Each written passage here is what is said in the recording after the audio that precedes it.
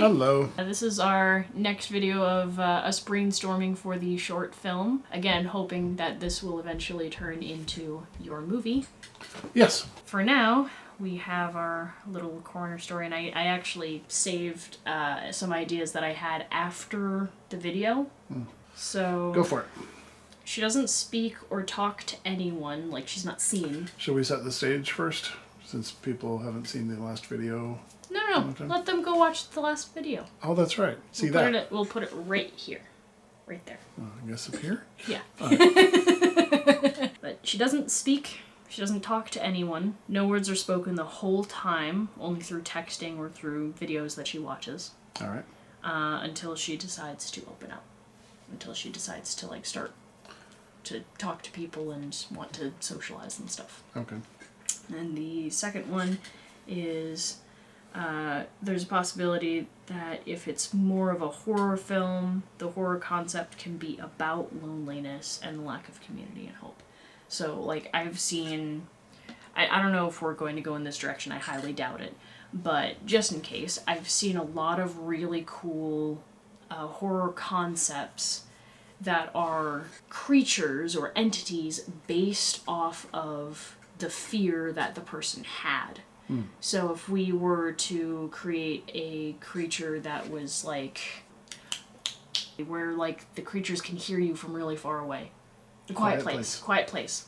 Those creatures' faces were based off of ear canals. And so you could see the fear of making any sound at all in their design, you know? So I don't know. If you wanted to go down that route, I personally think that's really cool. I don't think we're going to go down that route, but it's still cool. Can't afford a CG creature. You know, I had a thought. I had one. It went away. Where she would have a couple neighbors in her apartment complex. And they're both guys. One of them was kind of a seemingly creeper dude. Okay. And the other guy was, you know, an affably handsome guy. Not like super handsome, but, you know, decent enough looking where a normal girl might give him a shot. You know. Or has some personality. Right. A desirable man.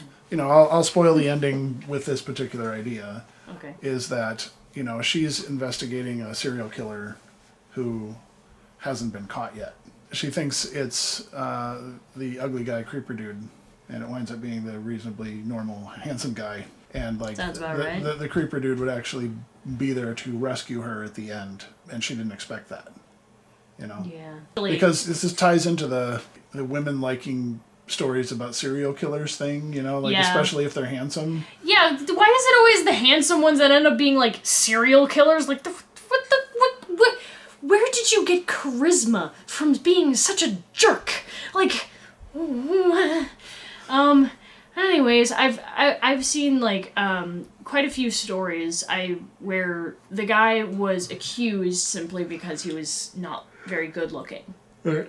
And people didn't trust him, and he was like quieter. So that would actually work out. I think that would actually be a really cool concept. All right. So yeah. Well, I'm going to. This was your page, so I'm going to write it. Poor kitty's outside. The start is girl alone, researching, and then the end, which is serial killer is after her. Serial killer almost murders her. A lot better than actually murdering her. Kinda creepy guy saves her. So, you know, you got the start and the end, and then you got this gooey middle part, which we have to kind of come up with. So let's brainstorm some scenarios here. I used the word scenario. Wow. The last time we were talking about the concept was centered around loneliness. So her being alone is the catalyst. At least that's what I think, right? In the story? Yeah, I mean, we could have her a remote job so she doesn't have to go anywhere. Yeah, exactly. That's what I was thinking. It cuts down on our location expense. Well, yeah, but I think the original thought also was that she was a college kid. Like she's in school. Oh, that's right. Yeah. Yeah. So would her college degree or course or thing that she's going for be crime police related or not? No, I think the main thing was that she was kind of like directionless before. Whatever skills that she was accumulating in school was going to help her to get that job at the end. But it wouldn't be directly tied to it, you know. Serial killer on the loose! I know. I know. Who would have to have killed women of her age Probably, yeah. and type. I just thought of a pretty cool scene. Alright. So, like, she's not really engaged with anyone, right? Yeah. 2 versions of the scene I'm seeing in my head. Okay. One where she's at school, she's at college, Alright. she's in class, Yes. she's sitting down, she's away from everyone, everyone's murmuring about each other, and she doesn't care because she doesn't want to be a part of it. Right. If you were to listen to the murmuring, or maybe they're like showing their phone like halfway on the screen, you'd see and or hear about that guy that ends up being the serial killer later. So they were talking about him. Yeah, and she wouldn't have known because she wasn't part of the conversation. The other version of the scene is that doesn't come up until after she's already met the dude, and something is up to where someone is going to be in trouble, and she hears that dude that she's been talking to the whole time was the killer. Oh, okay. And she has to go save someone. Alright, so we'll just put these as scene options. Could I draw? It's the scene in my head. On the phone, they're all like in the foreground, and she's... Oh, it's yawning, but it's kind of late. It's gonna happen. And then the second one was... That she had already met the guy, and she does overhear it. She realizes that someone is in danger because now she knows that he's the killer. She overhears that, like they say, that's the serial killer. No, they're like talking amongst themselves like, oh, this guy's on the loose. Like, is he anywhere near here? I sure hope not. Like, all that stuff. That's what they would be saying over here, too. Oh, okay. But the difference is whether or not she hears it between the scenes. She remembers it later? No, she, like, hears it afterwards. Like, she's already spent time with this dude. Now she knows that, I don't know, maybe he's hanging out with someone that she knows. Now that she hears, oh, this dude's a serial killer, she's like, oh, frick, now that person's in danger, you know? So it would look the same, pretty much, but then the person would, like, stand up and be like, oh, I need to go save someone.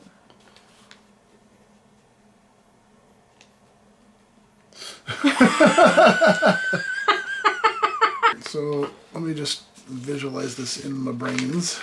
I'll turn the screen out because I keep looking at you.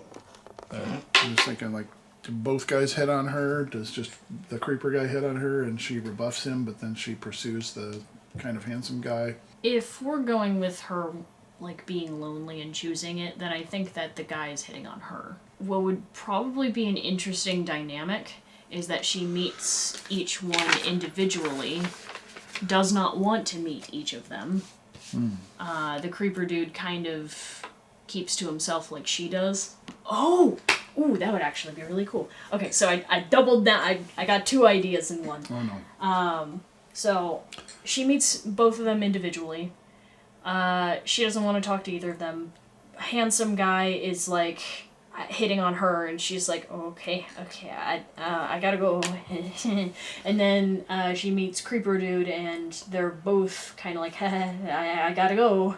Both of them at the same time. And then much later on, she ends up meeting them both at the same time.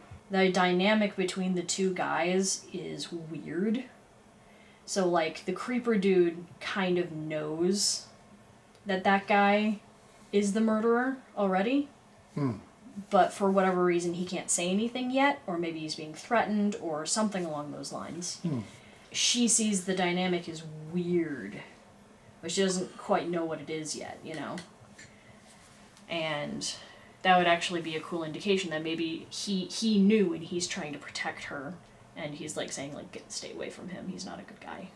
What I want to focus on once it's more developed is the character stuff has to be front and center on this, because it can fall prey to what I kind of call film school syndrome, where I've got this amazing twist ending you'll never see coming. You know? I don't want to go for a twist ending. But what I mean is that your whole story it hinges on the fact that there's a twist. And if we're already telegraphing it's probably the handsome guy who's the serial killer, Okay. it's got to be more meaty. It's got to be more character oriented. The reason why I think that it would be good that the other guy knows is that now her and him now have something in common. And also... But he can't tell her yet. He can't tell her yet. Yeah. Or, like, maybe the serial killer is watching him and, like, threatened to not say anything or something like that. But either way, at the end... What if Creeper Guy wants to catch him but can't until the bad guy threatens her?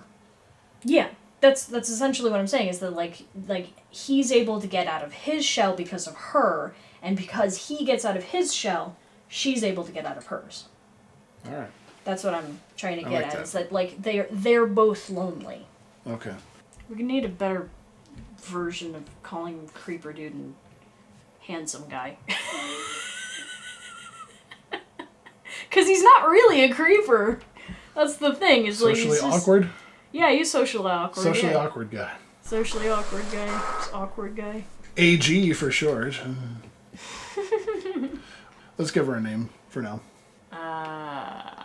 Judy! No one's called Judy anymore. No, Abigail?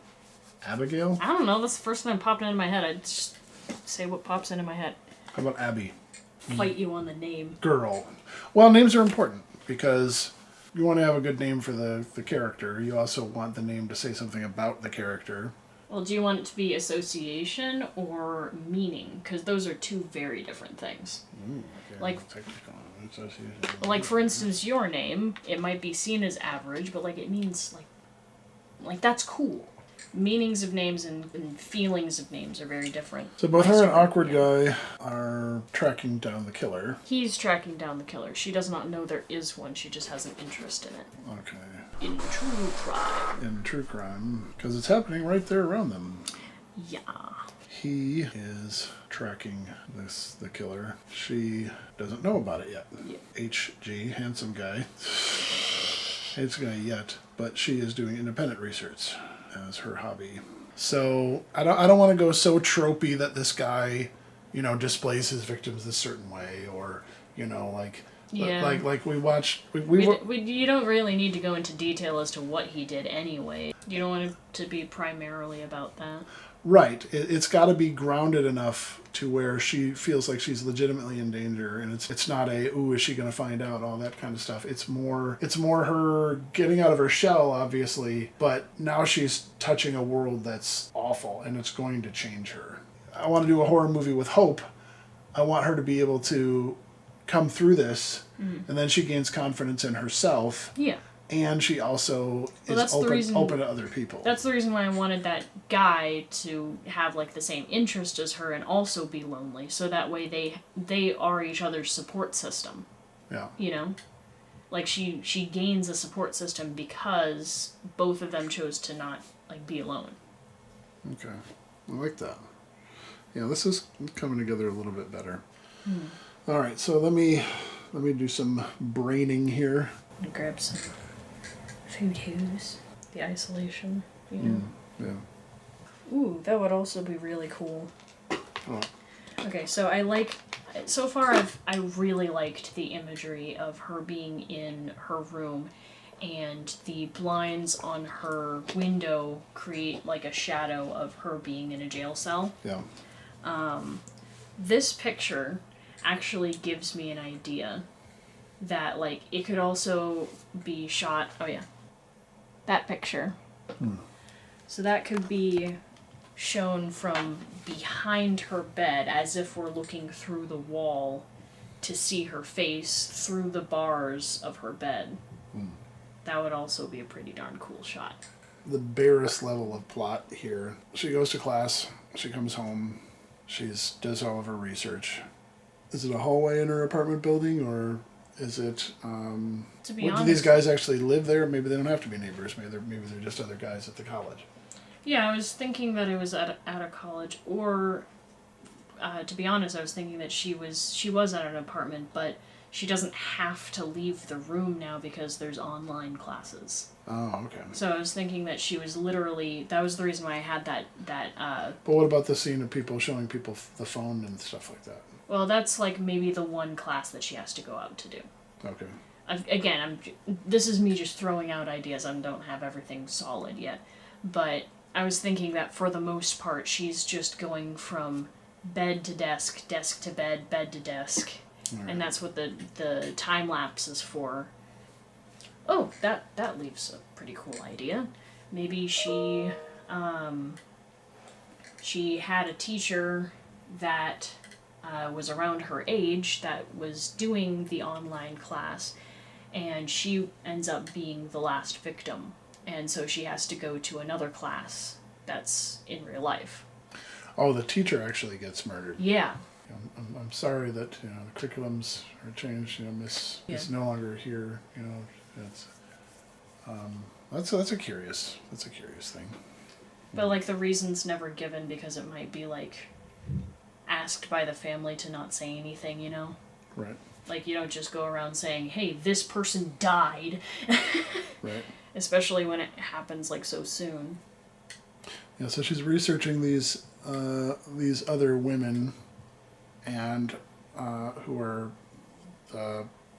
apparently the murder victims of this person.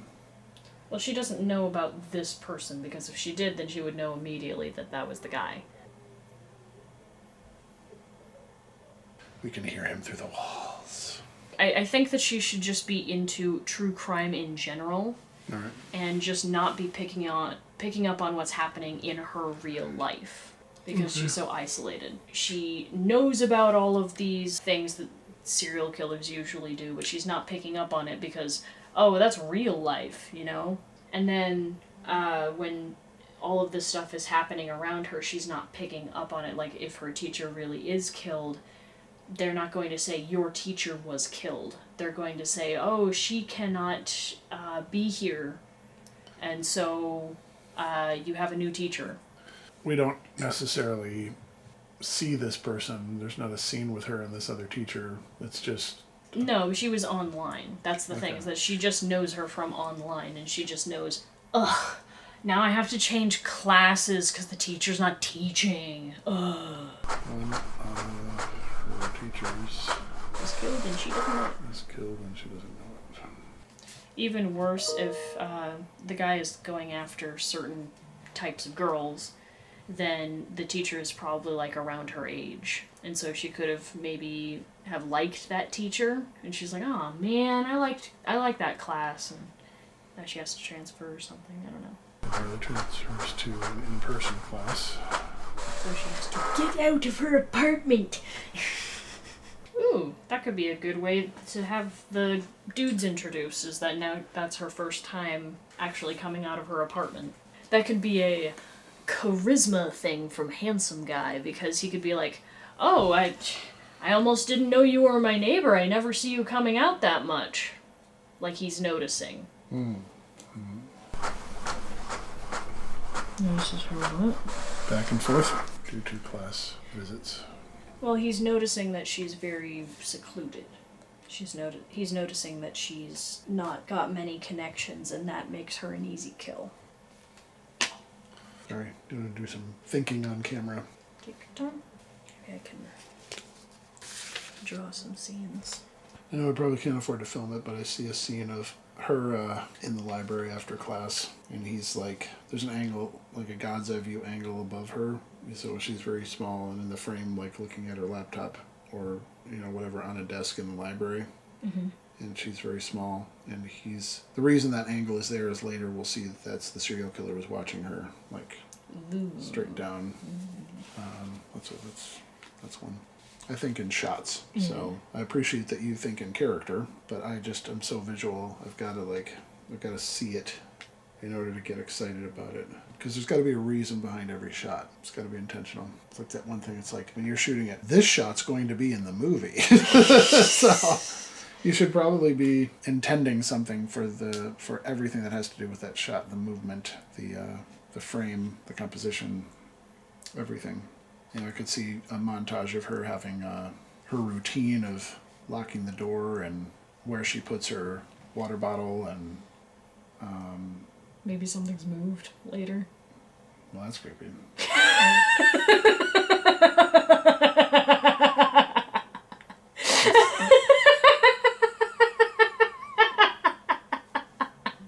It is. I mean, yeah, like, if she did always put her water bottle in the same spot, then, like, maybe she could, like, reach for it and then she just doesn't care. Because she won't have to do something else. It's like, but she did put it there. Wait. It's gone. Wait! I'm giving handsome dude a funny hairdo. Sure. So we're going to need quite a few still photos for this, which is good because those can be staged. And we don't have to film a lot of people. We can even generate them. What do you mean stills? Why? Well, because they're crime scene photos or we don't have to actually film those murders. Give me some context as to what you're saying. Well, she's researching all of the photos and stuff online, right? Yeah. Are you saying we're making those photos? I would assume we are. Well, yeah. But, like, yeah. I didn't know what you were talking about at first. I was in my head. Yeah. Sorry. Yeah. I like sometimes shots where the person is in a different location, but their reaction or their placing in the frame is the same. Like right now I see 3 shots, one of her in class in the library and one of her at church. Mm-hmm. And in all of them, there's people commiserating over there and she's sitting alone, but they're different locations. You know, just to reinforce her loneliness, that it happens everywhere. It's not just like she does go out, but she still doesn't engage. Like, well, I don't imagine that she's going to many places where there are other people, right. Unless she like has to. Right. So I'm thinking that like the most interaction she's going to be having is from that class that she now has to go to, from bumping into people when she's trying to get home. The other church too, that she would be kind of by herself. You know, and other people would be talking, and she would just even if she goes to church, that is, too. What do you got here? Her meeting the handsome guy. Right. I was getting to the last shot. Alright. So, here's the basic idea. It's not, like, fully thought through, but this is, like, how it would go. She's, like, leaving her room to go to her class. She's closing the door. She turns around. Bam! She runs into him. And then his immediate thing is to, like, talk to her and socialize with her. And he's just like, oh, you don't usually come out of your room. We should probably hang out sometime, considering we're neighbors. Stuff like that. And because she doesn't like socializing, she's like, oh yeah, sure, maybe, bye. Where would she be stalked? Would it be in her apartment? Well, the thing is that she doesn't need to be stalked. She doesn't leave. The only way that she would be stalked is through her window.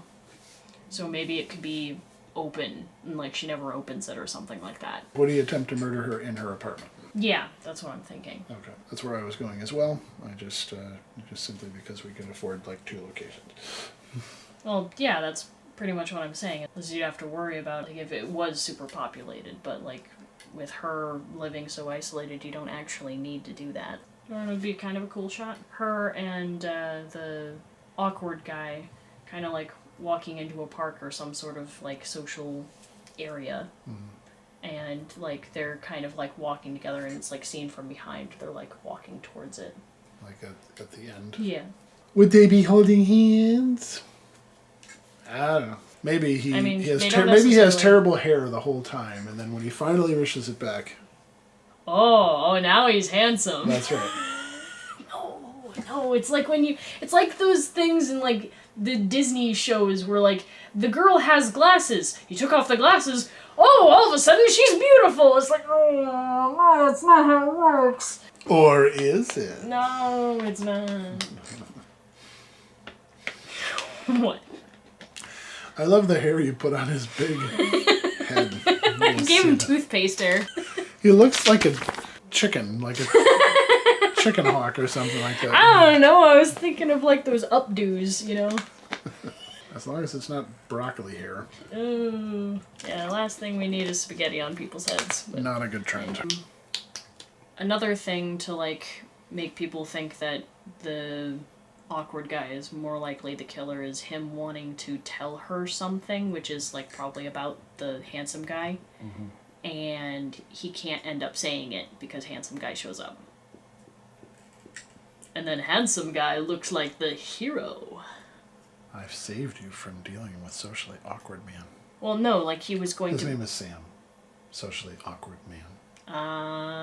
He's like trying to tell her that the killer is going to come after her, but he ends up not being able to say anything because handsome dude shows up. And then from her perspective, awkward guy looks like he's like, I really wanted to tell you something personal, you know?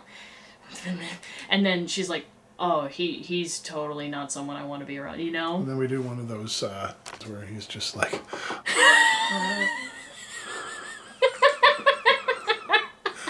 I just, okay. Fish Islands. Well, yeah, you want it from her perspective because Yeah. everything's coming at her, Yeah. you know? She doesn't want to be around people. You know, again, it's like those are perspective shots where it's her state of mind. Like when she's researching, the room sort of conforms to her. And then, you know, you can also do that with lighting later when he's attacking her because then something that was comforting and familiar to her is now actually dangerous. Yeah. You know, like that loose doorknob or that door that didn't lock or Well, I'm thinking of the lighting.